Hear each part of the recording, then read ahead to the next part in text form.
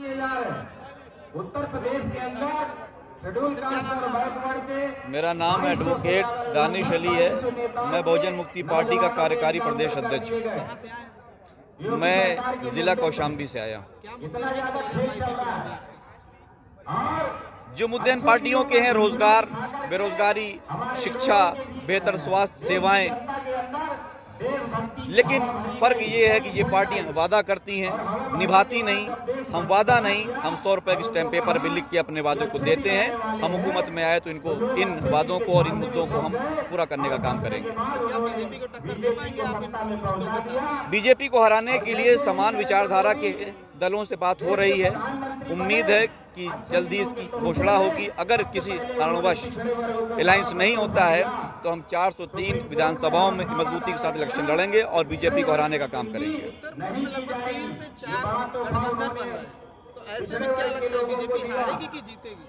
BJP हारेगी, निश्चित रूप से बीजेपी हारेगी। जनता में बीजेपी के प्रति एक बहुत बड़ा जन आक्रोश है और अब की का चुनाव 2022 में बीजेपी हारने जा रही है।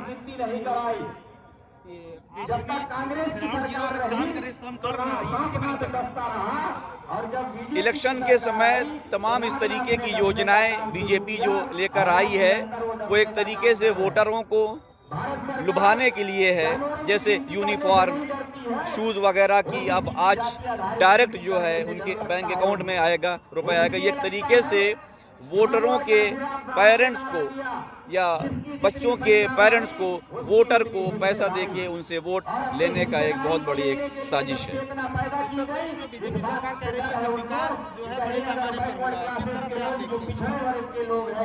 नरेंद्र मोदी जी का विकास आप सबने देखा ही। मोदी जी से झूठा, नरेंद्र मोदी सरकार ने झूठ के सिवा कोई भी सच्चा वादा नहीं किया। इनकी विकास की बातों में अब की इस प्रदेश की जनता नहीं आने वाली। मोदी सरकार ने लोगों को राशन दिया, इसके साथ साथ योजना का सिलेंडर दिया और आवास योजनाएं भी दी। तो आप किस तरह से फ्री सिलेंडर देके, जो सिलेंडर 400 रुपये, 350 रुपये में था, आज उसकी कीमत 1000 रुपये है। कॉमर्शियल की कीमत आज 2000 रुपये है। फ्री में देके आज जनता के खून को ये लोग चूस रहे हैं। खून पसीने की मेहनत की कमाई को उसकी जेब से छीनने का काम कर रहे हैं। अल्ताफ, उत्तर प्रदेश में अनुसूचित बिरादरी और मुसलमानों के खिलाफ आज जिस तरीके से पुलिस काम कर रही है बेहद निंदनीय है। आज पुलिस सिस्टम को भी इस बीजेपी सरकार ने सांप्रदायिक बना दिया है।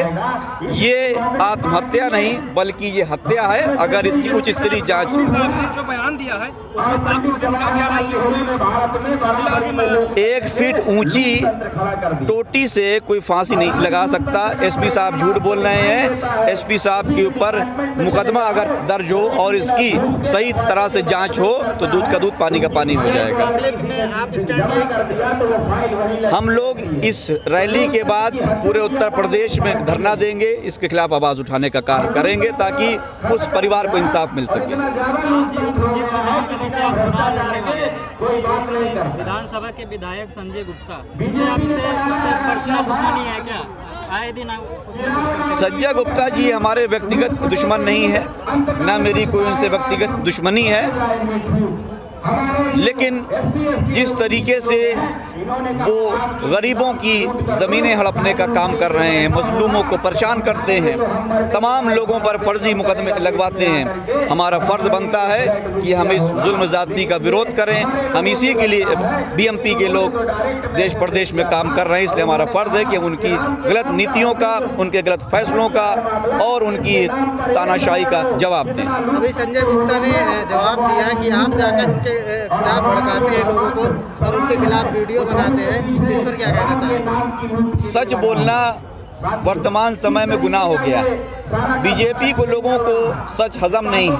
मखदूमपुर गांव में एक अनुसूचित बिरादरी की बहन का रेप करके उसकी हत्या कर दी गई, जिसकी पैरवी माननीय संजय कुमार गुप्ता जी कर रहे थे, ऐसा परिवार वालों का आरोप है, जिसमें मैंने बीच में आकर हस्तक्षेप किया, उस मुद्दे को उठाया, जिसके बाद 2 दिन के बाद आरोपी की गिरफ्तारी हुई।